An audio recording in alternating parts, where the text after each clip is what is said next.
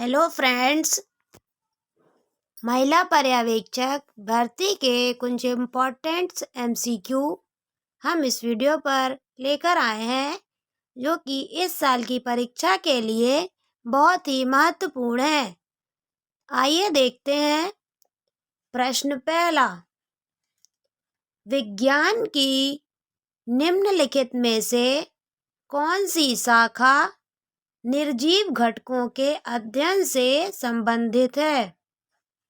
Options: ए भौतिकी और रसायन विज्ञान, बी रसायन विज्ञान और जीव विज्ञान, सी जीव विज्ञान और भौतिकी, डी भौतिकी और लेखा।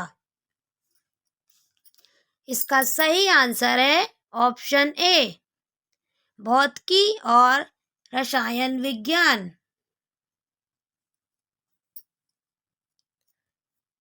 हमारा अगला प्रश्न है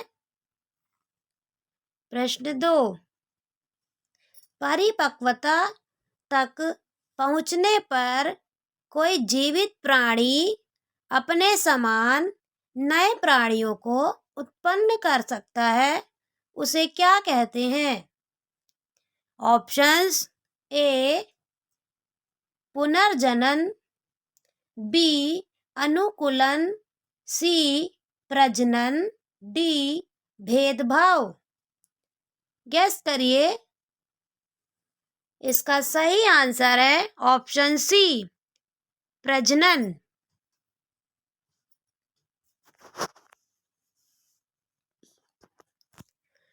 हमारा अगला प्रश्न है प्रश्न 3, किस प्रक्रिया से जीव का अस्तित्व कायम रहता है? ऑप्शंस: ए अनुकूलन, बी प्रजनन, सी विकास, डी भेदभाव। इसका सही आंसर है ऑप्शन बी, प्रजनन। प्रजनन इसका सही आंसर है। हमारा अगला प्रश्न है प्रश्न 4, एंट्रोपी क्या है? ऑप्शंस: ए उपचय, बी अपचय, सी विकार, डी उपरोक्त में से कोई नहीं। इसका सही आंसर है ऑप्शन सी, विकार। विकार एंट्रोपी है। हमारा अगला प्रश्न है प्रश्न 5, खाली स्थान जीविका की प्रमुख विशेषता है। ऑप्शंस: ए मौत, बी विकास, सी अनुकूलन, डी प्रजनन। गैस करिए। इसका सही आंसर है ऑप्शन ए, मौत। मौत जीविका की प्रमुख विशेषता है। नेक्स्ट क्वेश्चन, प्रश्न 6, जैविक गतिविधियों को करने के लिए कौन सी प्रक्रिया आवश्यक है? ऑप्शंस: ए ऊर्जा, बी ऊर्जा परिवर्तन, सी मुफ्त ऊर्जा, डी भोजन। इसका सही आंसर है ऑप्शन ए, ऊर्जा। ऊर्जा इसका सही आंसर है। हमारा अगला प्रश्न है प्रश्न 7,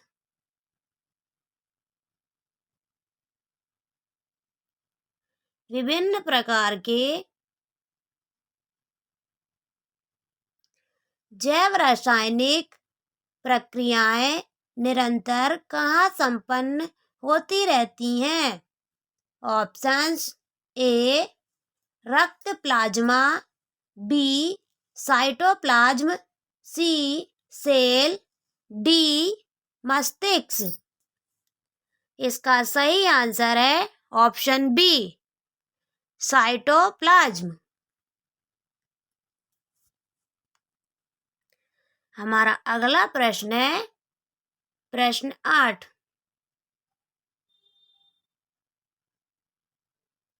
जीवों की प्रत्येक जीवित कोशिका में होने वाली जटिल जैव रासायनिक प्रक्रियाओं को किस नाम से जाना जाता है? ऑप्शंस ए एक विकास, बी चयापचय, सी भेदभाव, डी विकास। इसका सही आंसर है ऑप्शन बी चयापचय।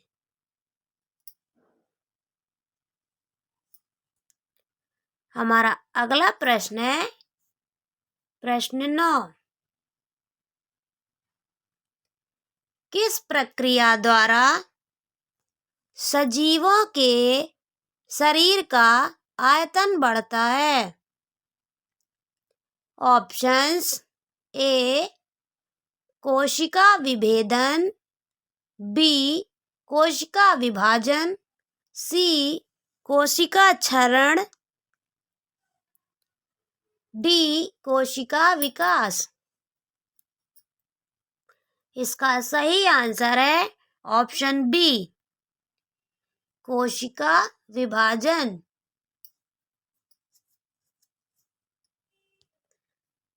इसी के साथ आगे बढ़ते हैं। हमारा अगला प्रश्न है प्रश्न 10।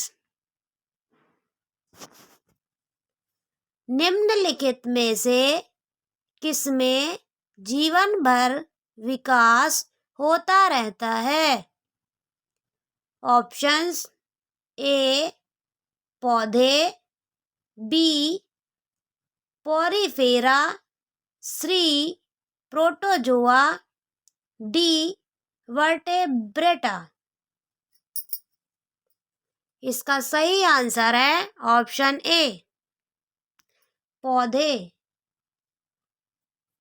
पौधे में जीवन भर का विकास होता रहता है। हमारा अगला प्रश्न है प्रश्न 11। जीवित जीव किस प्रकार अनुकूलन दिखाने का प्रयास करते हैं? ऑप्शंस ए शारीरिक संरचना द्वारा, बी कार्यवाही के तरीके से, सी व्यवहार से, डी उपरोक्त सभी। इसका सही आंसर है ऑप्शन डी उपरोक्त सभी। हमारा अगला प्रश्न है प्रश्न 12। निम्नलिखित में से कौन घटकों के चक्र को संतुलित करता है? ऑप्शंस ए अनुकूलन, बी चयापचय, सी मृत्यु, डी भिन्नता। इसका सही आंसर है ऑप्शन सी मृत्यु।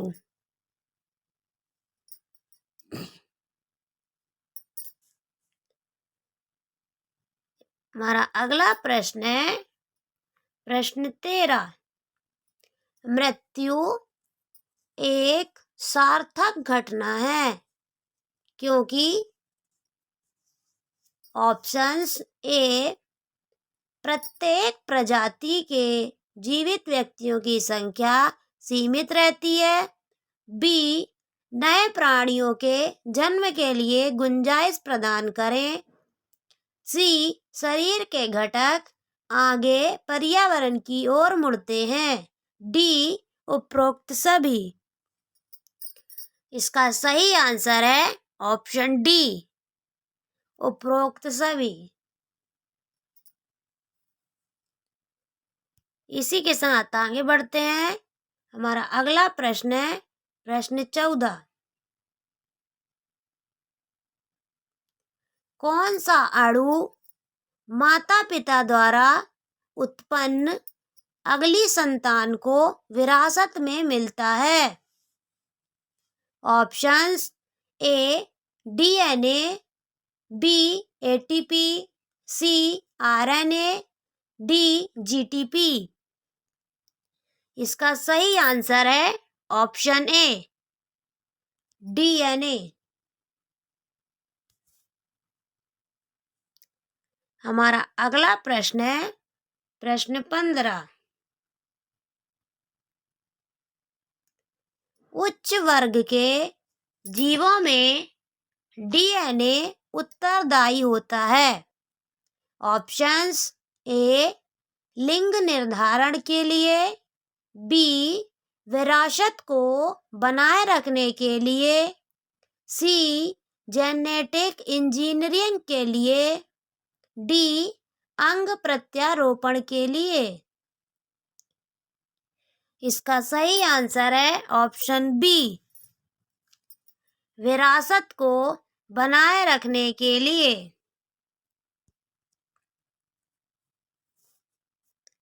हमारा अगला प्रश्न है प्रश्न 16। एक ही प्रजाति के जीव खालिस्तान बनाते हैं। ऑप्शंस ए बायोम, बी सामाजिक समूह, सी पारिस्थितिकी तंत्र, डी जनसंख्या। इसका सही आंसर है ऑप्शन डी, जनसंख्या। एक ही प्रजाति के जीव जनसंख्या बनाते हैं। हमारा अगला प्रश्न है प्रश्न 17। सही क्रम का चयन करें।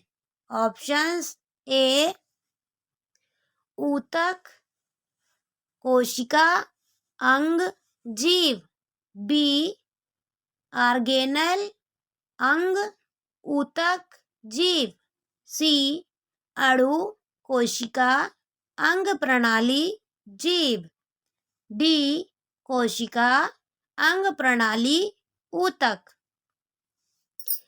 इसका सही आंसर है ऑप्शन सी, अणु, कोशिका, अंग प्रणाली, जीव। हमारा अगला प्रश्न है प्रश्न 18। नई प्रजातियों के निर्माण के लिए क्या उत्तरदायी है? ऑप्शंस ए अंतः प्रजनन संकरण, बी भिन्नता, सी विभेदन प्रजनन, डी इनमें से कोई नहीं। इसका सही आंसर है ऑप्शन बी, भिन्नता।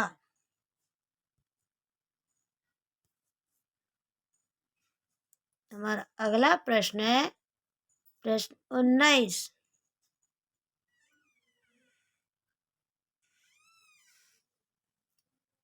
जानवर खालिस्तान में विविधता दिखाते हैं। ऑप्शंस ए आकार और साइज, बी केवल आकार, सी जीवन शैली और संरचना, डी ए और सी दोनों। इसका सही आंसर है ऑप्शन डी, ए और सी दोनों।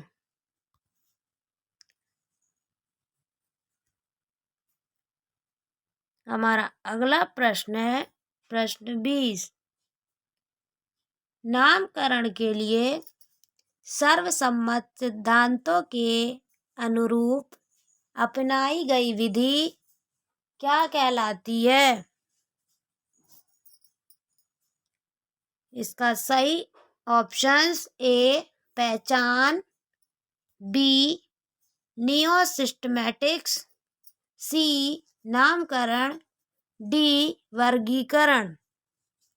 इसका सही आंसर है ऑप्शन सी नामकरण। हमारा अगला प्रश्न है प्रश्न 21। निम्नलिखित में से कौन सा वर्गीकरण का संदर्भ है? ऑप्शन ए मनु का लेखन, बी सुश्रुत संहिता, सी आयुर्वेद, डी यजुर्वेद। इसका सही आंसर है ऑप्शन बी सुश्रुत संहिता। हमारा अगला प्रश्न है प्रश्न 22। वर्गीकी के जनक के रूप में किसे जाना जाता है? ऑप्शन ए अरस्तु, बी हक्सले, सी व्हिटेकर, डी कैरोलस लिनियस। इसका सही आंसर है ऑप्शन डी कैरोलस लिनियस। हमारा अगला प्रश्न है प्रश्न 23। द्विपद नामकरण पद्धति का विकास किसने किया? ऑप्शंस ए बेंथम और हुकर, बी कैरोलस लिनियस, सी हक्सले, डी अरस्तु। इसका सही आंसर है ऑप्शन बी कैरोलस लिनियस। इसी के साथ आगे बढ़ते हैं। हमारा अगला प्रश्न है प्रश्न 24।